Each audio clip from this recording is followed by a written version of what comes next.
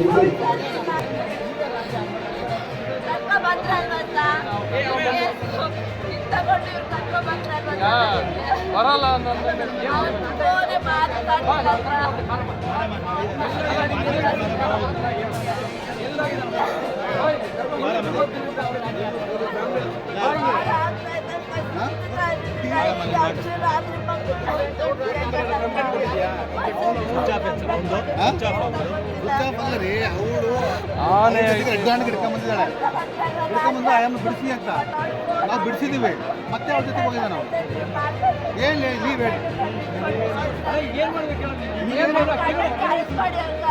ಬಲವಂತಿಗೆ ಹೆಂಗೆ